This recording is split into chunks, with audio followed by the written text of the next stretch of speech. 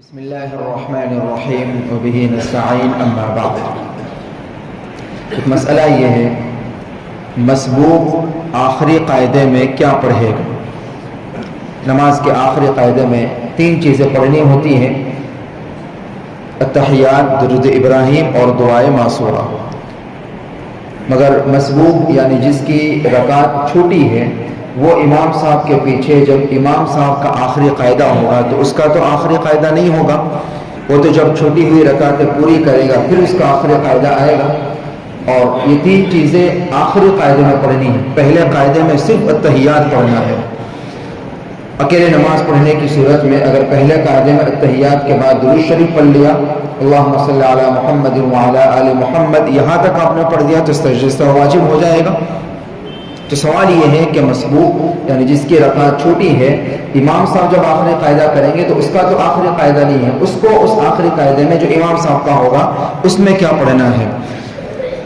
جواب یہ ہے کہ سب سے بہتر شکل یہ ہے کہ صرف التحیات پڑھے ہو، کیونکہ اس کا آخری قاعدہ نہیں ہے یہ، تو صرف التحیات پڑھے، مگر التحیات اتنی آہستہ آہستہ پڑھے کہ امام صاحب کے سلام پھیرنے تک اس کے التحیات مکمل ہو۔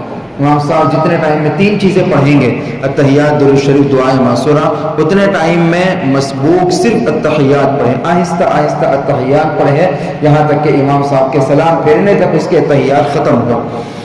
مسئلہ اچھی طرح ذہن میں رکھے، اور جب بھی رکعت چھوٹے، اول تو کوشش کرنی چاہیے کہ ہماری رکعتیں نہ چھوٹے۔ ہر نماز کو تکبیر اولیٰ کے اہتمام کے ساتھ، صف اولیٰ کی پابندی کے ساتھ، جماعت کے ساتھ پڑھنے کی کوشش کرنی چاہیے۔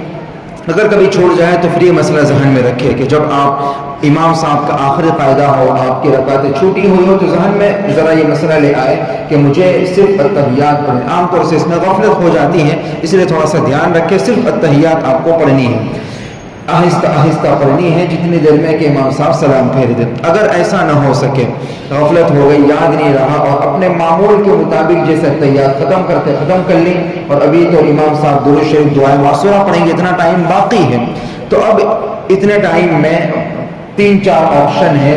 ایک آپشن پھر یہ لکھا ہے کہ التحیات دوبارہ ریپیٹ کر لیں، یا کم از کم اشہد ان لا الہ الا اللہ واشہد ان محمدا عبدہ ورسولہ تشہد یہ دہراتا رہے۔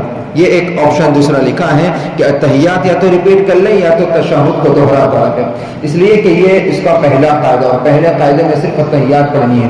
لیکن اگر ایسا نہیں ہوا اور التحیات پہلے ختم ہو چکی، اب وہ چاہے خاموش رہا یا پھر التحیات کے بعد میں درود شریف و دعائے معصورہ بھی پڑھ لیا تو بھی کوئی حرج نہیں، سجدے سہو لازم نہیں ہوگا۔ اگر اکیلے میں یہ غلطی ہو جائے تو ظاہر اس صورت میں سجدے سہو لازم ہوگا، مگر چونکہ امام صاحب کے پیچھے پڑھ رہا ہے، اس بنا پر اگر التحیات ختم کرنے کے بعد درود شریف، دعائے معصورہ بھی پڑھ لیا تو بھی کوئی حرج نہیں ہے۔ مگر اچھا یہ تھا کہ وہ یاد رکھے التحیات آہستہ آہستہ امام صاحب کے سلام پھیرنے تک مکمل کرتا۔